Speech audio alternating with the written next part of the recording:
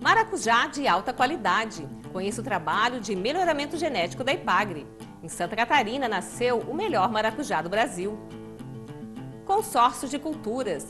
Palmeira real e milho dividem a mesma área com grandes benefícios às plantas. Conheça essa nova experiência. Tem também dica Ipagre sobre fruticultura. Saiba como é feito o monitoramento da mosca das frutas, uma das principais pragas da cultura da maçã. E ainda, culinária no nosso programa. É o hambúrguer de feijão. Veja a receita de como transformar o feijão nosso de cada dia em um delicioso hambúrguer vegano. Olá a todos! Começando agora mais uma edição do SC Agricultura, o programa de TV da Ipagre. Sejam todos muito bem-vindos. O sucesso da palmeira real em Santa Catarina é resultado direto da pesquisa e extensão da Ipagre. Essa espécie exótica foi introduzida no estado em 1998 e hoje é a palmácea mais cultivada por aqui. Quem acumula muita experiência com esse cultivo acaba inovando na forma de produzir palmito. É o caso do agricultor José Otti, de Guaramirim, norte do estado. Fazendo consórcios de culturas, ele descobriu inúmeros benefícios para a lavoura. Município de Guaramirim, região norte de Santa Catarina, terra considerada a capital catarinense da palmeira real. A nossa equipe veio até uma propriedade para conhecer um agricultor que decidiu inovar por conta própria. Ele faz o consórcio das culturas de milho com a palmeira, isso há mais de 10 anos. Vamos então conhecer o resultado dessa experiência.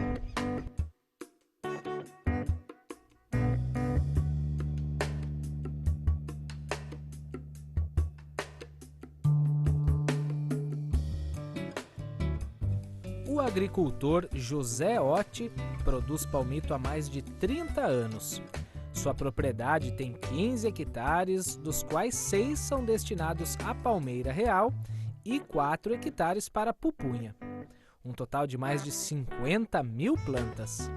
Numa área reduzida, iniciou a experiência do consórcio e nunca mais parou, sempre ampliando a técnica para áreas maiores. A vantagem do consórcio, quando a gente tem uma cultura perene, que o agricultor ele demora para obter renda, no caso aqui da palmeira real, ele vai demorar 2 anos e meio para começar a ter o corte e a obter a renda com a venda do palmito, é que o agricultor ele pode ter uma renda alternativa ao longo, né, do ciclo da cultura. E além disso, ele também tem, no caso da palmeira também, a vantagem do sombreamento, que a palmeira ela gosta do sombreamento nessa fase inicial. Então, ele, além do sombreamento, ele evita o aparecimento de plantas daninhas, que também causa prejuízo para as mudas, e aproveita a adubação da cultura que está sendo plantada para a palmeira. É uma maneira que eu tive de aproveitamento de terra, né? E para não... se mantém também a palmeira um pouco limpa, né? E depois, quando eu vou colher o milho, sai o milho e deixo a terra, uma proteção da terra para não deixar a terra tão, né? E ajuda também no crescimento da planta, porque a palmeira em si, ela gosta de um sombreamento quando ela é nova, assim, sabe? E está funcionando direitinho. Além da palmeira, eu tiro uma rendinha extra do milho, né? Criar uma galinha, um porquinho, uma coisa assim. É muito bom. Ajuda vamos dizer assim, ajuda no capim ali, vamos dizer, na erva daninha, que não cresce tanto, né? O próprio milho já é erva daninha, mas ela se acaba, depois tu derruba ela e dá aquela cobertura no solo também, né? Até o corte da palmeira, a técnica permite a colheita de 3 safras de milho. A extensionista da Ipagre explica os ajustes necessários na hora de preparar o plantio consorciado. Para poder adaptar o plantio do milho junto com a palmeira, aqui o agricultor ele usou o que a gente chama de fileira dupla, que no caso ele fez 2 filas de palmeira real com um espaçamento mais justo, deixou um espaçamento maior e depois fez novamente 2 filas de palmeira real com espaçamento mais justo. E aí, no início, ele planta uma fila de milho entre todas as fileiras. E depois, conforme a palmeira vai crescendo, ele diminui o plantio do milho e passa a plantar o milho somente na fileira maior. Porque assim ele começa a abrir mais sol para a palmeira, porque ela passa a ter necessidade de mais sol e continua ainda plantando milho. E assim ele consegue fazer até 3 ciclos. Depois, quando a palmeira cresce, que ela fecha, aí acaba o plantio do milho e aí facilita o corte dele. Porque na hora que ele for cortar, ele corta o primeiro corte para esse lado e o outro corte para esse lado. Nunca ele vai entrar entre as palmeiras porque ele não vai conseguir entrar. E aí ele consegue adaptar bem o milho com a palmeira real dessa forma. No caso aqui, ele usou 80 centímetros na fileira dupla e 1,5 entre 2 fileiras duplas. E entre plantas, ele usou 50 centímetros. E é ao final do ciclo, depois da derrubada do milharal, que os benefícios tornam-se ainda maiores. É o solo que passa a ganhar com o consórcio.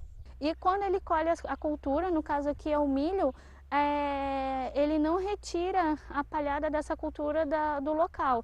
Ele somente derruba e a própria palha depois se decompõe e vira também um adubo, matéria orgânica para a palmeira e também continua ajudando a evitar a mato-competição. E quando a gente tem uma terra pobre em matéria orgânica, essa palha ao longo dos anos ela vai começar a reestruturar a matéria orgânica do solo.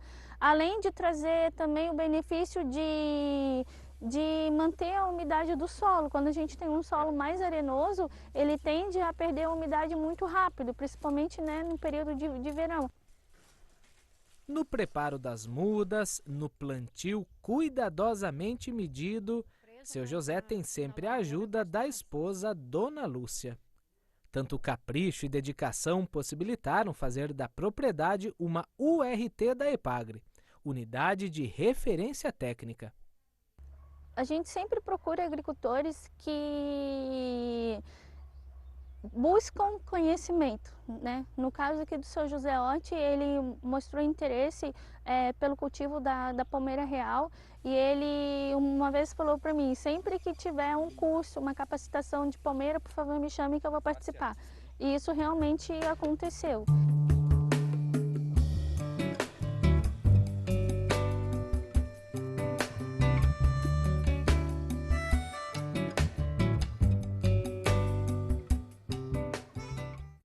No próximo bloco, vamos mostrar orientações para evitar a infestação de mosca das frutas dos pomares de maçã.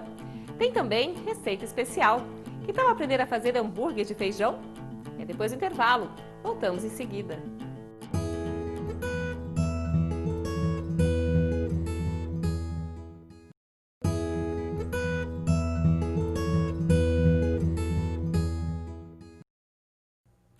A mosca das frutas pode causar muitos danos nos pomares de maçã. Por isso, é recomendado que os agricultores utilizem armadilhas específicas para fazer o monitoramento do inseto. Saiba agora quais são as orientações para evitar a infestação dessa praga.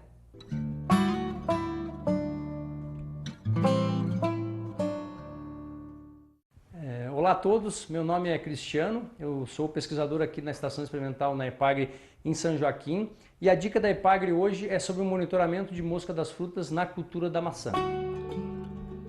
Bom, a mosca das frutas, né, é uma das principais pragas da maçã aqui na região serrana, né, e ela para monitorar ela a gente usa atrativos alimentares, né, durante muito tempo foi usado o suco de uva 25%, né, e nos últimos anos então os produtores começaram a investir mais em proteínas, né, pelo respaldo, pela eficiência que esses materiais têm tido, né. A gente usa uma armadilha McPhail, tipo essa aqui que está na minha mão, né. Ela tem esse formato porque auxilia na formação de odores e para atrair o inseto para ela. Com os trabalhos que a gente fez na EPAGRE, a gente começou a observar que, comparando a outros atrativos, né, esse produto, suco de uva, não estava sendo tão eficiente como outros produtos, como as proteínas hidrolisadas, né? Porque o suco de uva, na realidade, ele não é um atrativo muito seletivo, ele captura uma quantidade de outros insetos que não são alvo, né? Que acaba gerando um grande tempo, né, para o pragueiro fazer essa avaliação a campo, né? Isso também eu diria assim que é uma dificuldade dos produtores, né? E além disso, né, esse tipo de atrativo também pode atrair insetos benéficos. A gente já teve casos de encontrar crisopídeos, abelhas, né? E isso também não é interessante, o atrativo não tem essa finalidade, né? Então, se vocês observarem essa armadilha McPhail aqui, ó, com suco, né, uma armadilha que já veio do campo, que já passou por um período de monitoramento, você vê que é uma grande quantidade de outros insetos escuros, né? E isso provavelmente vai dar uma dificuldade tremenda lá na hora do produtor fazer a contagem, né? Então vejam a quantidade de insetos não alvo, né, ó, que vão estar aqui no meio de mosca da fruta. Olha o tanto de outros insetos que ficaram aqui. Aqui no meio tem uma mosca de fruta aqui, né, que foi capturada, mas olha a dificuldade de você acessar ela, né? Ó, você conseguiu tirar uma mosca aqui, mas para chegar nela você tem que fazer todo esse trabalho, né, para tirar aqueles insetos que não são o nosso foco. Bom, tendo em vista então os problemas do suco de uva para monitoramento de mosca de fruta nos pomares de maçã, né? Então nós da EPAGRE, em parceria com outras instituições, universidades, a Embrapa, a gente começou a estudar proteínas para avaliar elas, né, a eficiência dessas proteínas para capturar a mosca, né? Então, assim, nos últimos anos, então, a gente avaliou um produto de origem animal, uma proteína de origem animal, né? E assim, a gente teve uma resposta muito interessante, né, desse tipo de atrativo, porque ele foi, além de ser mais eficiente, né, indicar melhor para o produtor quando a mosca estava ou não no pomar, né, a gente observou que as capturas foram muito mais seletivas, né, praticamente ele captura apenas a mosca da fruta, que é o nosso foco, que é o que a gente tem que estar preocupado, né. Então aqui, ó, observando o que o pragueiro faz a campo, né, que é a peneira do atrativo, vejam como a diferença é muito grande em relação ao suco, né? Aqui onde você praticamente os insetos que você observa aqui são moscas, né? Moscas de fruta, muito poucos outros insetos, né? Então vejam como realmente essa proteína animal ela é muito mais seletiva, né, do que o suco de uva. Bom, é importante então que o fruticultor faça a verificação dessas armadilhas ao menos 2 vezes por semana, né? E aí ele tendo o valor que ele capturou toda semana ali, ele vai entrar em contato com o seu responsável técnico do pomar, né, para saber que medida que ele tem que atuar para evitar o dano da praga, né?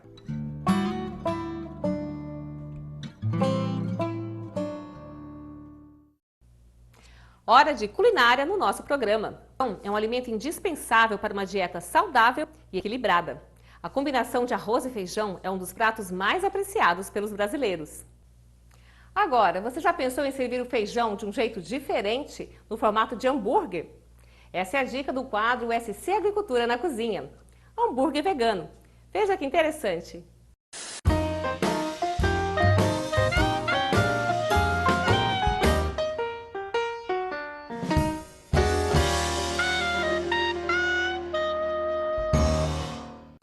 Olá, sou Marta Elizabeth Correia, extensionista social da Gerência Regional de Florianópolis, e hoje nós vamos apresentar para vocês uma receita de hambúrguer de feijão.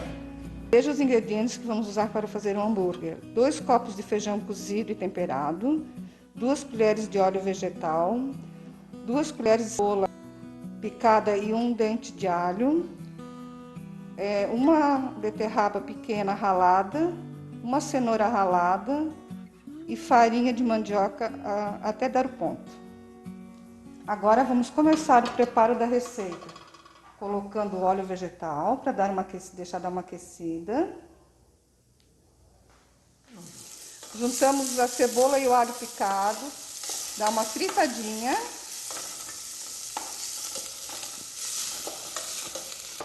Vamos juntar o feijão agora, deixar dar uma fervida.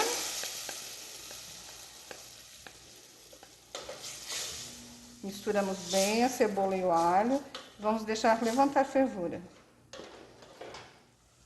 Vocês podem ver que não deve ter excesso de líquido, tem que ser um feijão mais grosso. Agora nós vamos juntar a beterraba.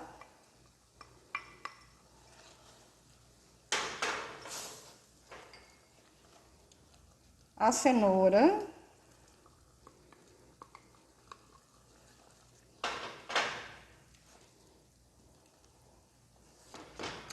agora vamos deixar diminuir um pouco o líquido para podermos colocar a farinha.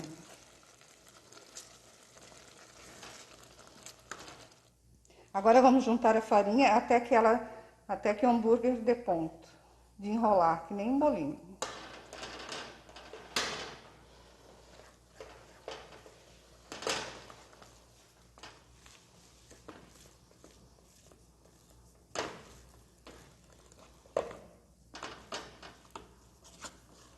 Esse é o ponto que a massa deve ficar. Vamos deixar aqui amornar para que possamos depois fazer os hambúrgueres e assar. Chegou a hora de moldarmos os hambúrgueres.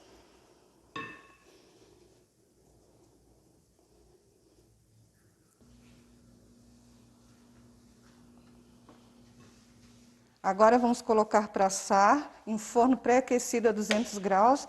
Em torno de uns 20 minutos já vai estar pronto para comer.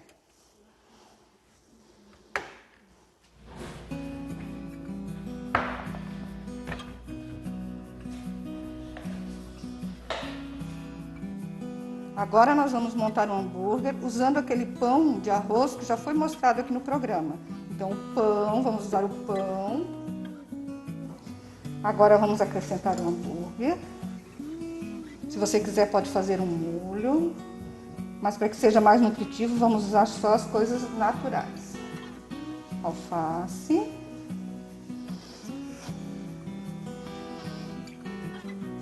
Tomate. Aqui está nosso hambúrguer de feijão saboroso e saudável. É um jeito diferente de apresentar o feijão para as crianças e com certeza elas vão adorar.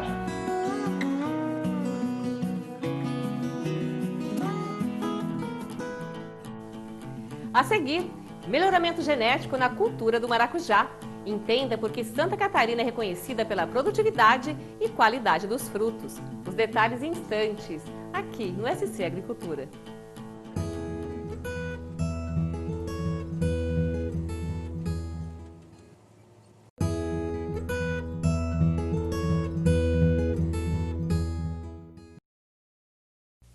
A ciência exerce um papel fundamental para o desenvolvimento da agricultura. Plantas mais resistentes, que produzem mais e com menos custos, são resultado direto do trabalho dos pesquisadores. A inovação e a tecnologia possibilitam ganhos extraordinários em várias culturas. É o caso da produção do maracujá azedo. Graças à pesquisa da IPAGRE, Santa Catarina conquistou reconhecimento nacional pela qualidade dos frutos.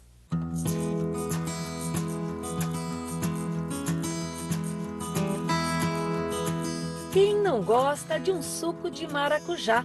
Para relaxar ou dormir melhor, a fruta conquistou popularidade especialmente pelos efeitos calmantes. Os brasileiros são os que mais consomem maracujá no mundo. O mercado é valorizado. E quando tem frutos assim, cheios de polpa, melhor ainda. O consumidor fica satisfeito e a produção só aumenta. Essa aqui já dá para a gente olhar a tarde, por exemplo, né? Sim. Essa aqui ainda está jovem ainda.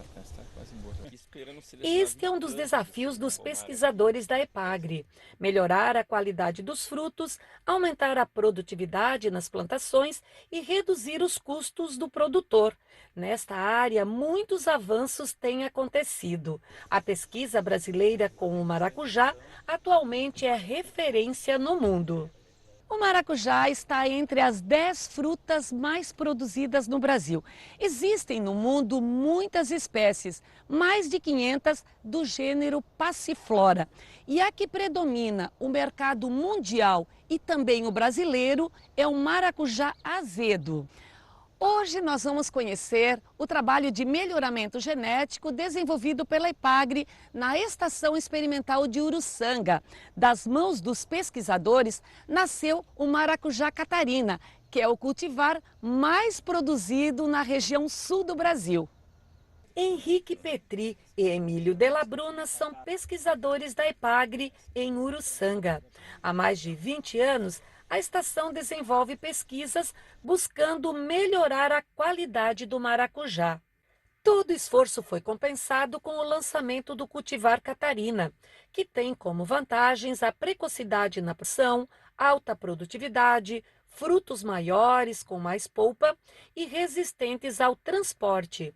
Foi com o cultivo do maracujá Catarina que o estado se destacou no mercado brasileiro e os frutos conquistaram a preferência do consumidor. Dentro dessa espécie, que se chama Passiflora edulis, tem cultivares tanto de casca amarela quanto de casca roxa. Então a gente, no sul do Brasil, hoje a gente cultiva mais o maracujá Catarina, que ele é Passiflora edulis de casca amarela, e também agora o programa de melhoramento da EPAGRE, genético da EPAGRE, está trabalhando para desenvolver um maracujá de casca roxa. É a mesma espécie, porém cultivares com essa coloração de casca e algumas outras características diferentes. E quais são essas características? A gente tem como base o maracujá Catarina, que digamos é o nosso padrão para o comércio aqui no sul do Brasil. Ele já é bastante qualificado para os melhores mercados do país. E hoje nós estamos buscando esse maracujá de casca roxa com a polpa mais colorida, e ela também acaba sendo uma polpa mais doce, ela tem maior teor de açúcar, os graus Brix dela acaba sendo mais alto e faz com que essa fruta seja um pouco mais palatável até mesmo para o consumo in natura. Assim como o amarelo, é um maracujá muito bonito, mais um atrativo no mercado, né? Exatamente. Apesar do consumidor hoje não conhecer o maracujá de casca roxa, a gente vê com muito potencial a entrada desse produto no mercado, desse alimento, dada a beleza que ele tem e também pelo potencial desse cultivar em particular para a produção orgânica. A gente vê com muito bons olhos a questão de direcionar ele para produtores orgânicos, dada a alta resistência que ele tem ao ataque de pragas e doenças. Ele também é um maracujá muito firme, de casca muito resistente e que tem um ótimo pós-colheita. Então ele dura mais na prateleira.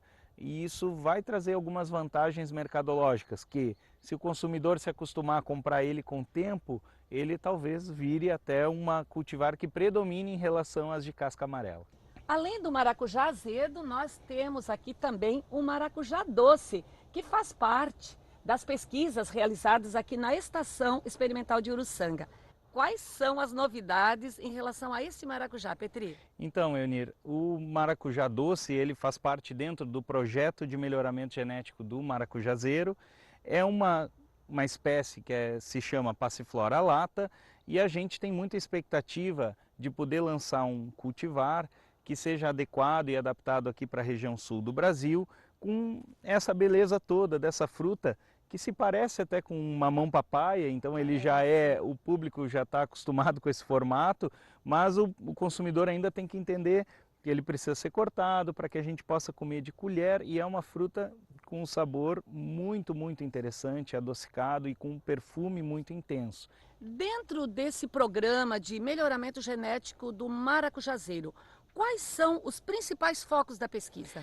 Além da gente manter o cultivar Catarina, que é de polinização aberta e exige um trabalho de manutenção dessa população, a gente tem procurado melhorar ele, principalmente buscando plantas que produzam uma polpa mais colorida, mais tendendo ao avermelhado, né? Então a gente está buscando para dar mais atratividade ao suco dele produzido.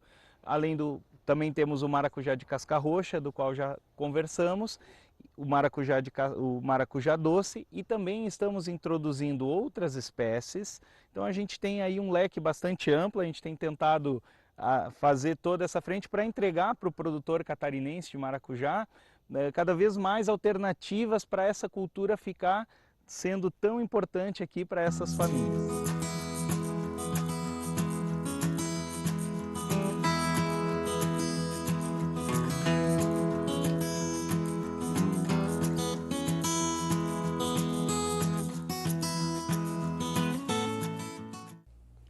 A edição de hoje do SC Agricultura fica por aqui. Tem mais conteúdo sobre agricultura, pesca e pecuária catarinense nas redes sociais da EPAGRE. Obrigada a todos pela companhia de sempre e até semana que vem.